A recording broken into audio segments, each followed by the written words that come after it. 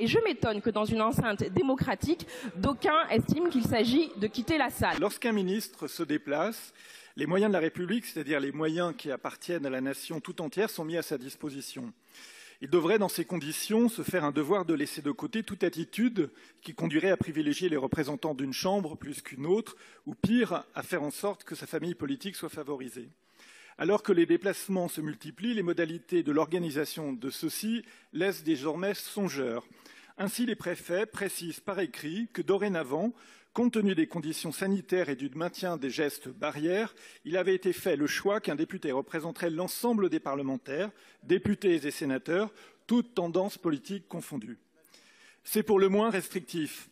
Et le hasard faisant bien les choses, il semblerait que très majoritairement, les circonscriptions concernées par ces visites ministérielles soient celles détenues par les députés de La République En Marche ou de votre majorité.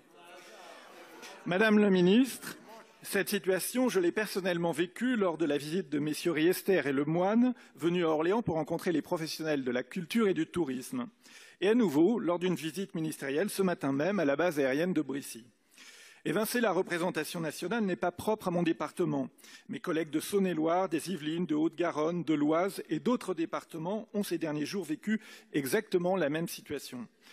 Ils sont devenus persona non grata, leur présence républicaine n'étant pas la bienvenue. Mon collègue du Doubs a même été congédié par le préfet d'une manifestation patriotique. La dérive est donc nationale et l'initiative ne peut plus être celle d'un préfet zélé. S'agit-il alors d'une instruction gouvernementale qui viserait à écarter les sénateurs? Et surtout, aucun parti ne peut être la République à lui seul.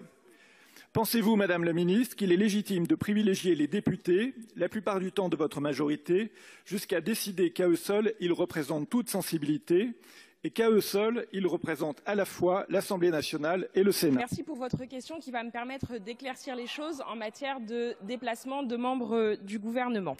Je crois qu'il faut distinguer deux périodes. La première période a été celle du confinement.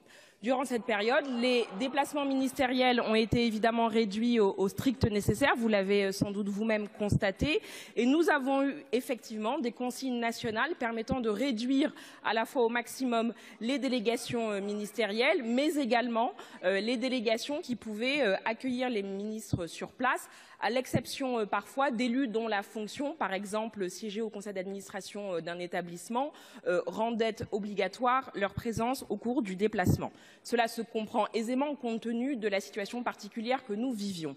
Depuis le 11 mai, cette situation particulière, malgré tout, perdure, même si les conditions sanitaires ont été améliorées au fur et à mesure du temps. Au fond, depuis le 11 mai, c'est l'intelligence collective qui doit dominer.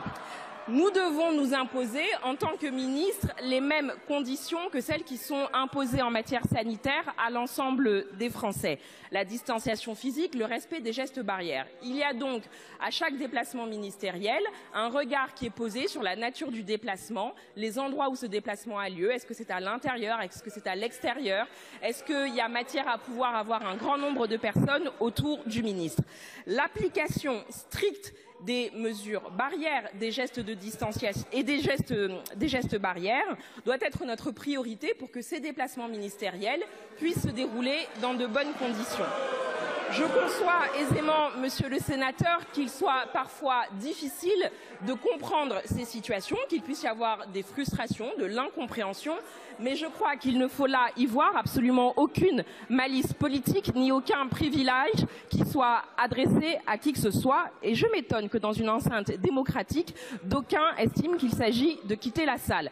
Les préfets, pour clôturer mon intervention, font évidemment œuvre de discernement. Ils appliquent le décret du 13 septembre 1989 sur les cérémonies publiques et les préséances pour déterminer qui doit être présent avec un objectif évidemment de préserver les gestes barrières. Je vous remercie.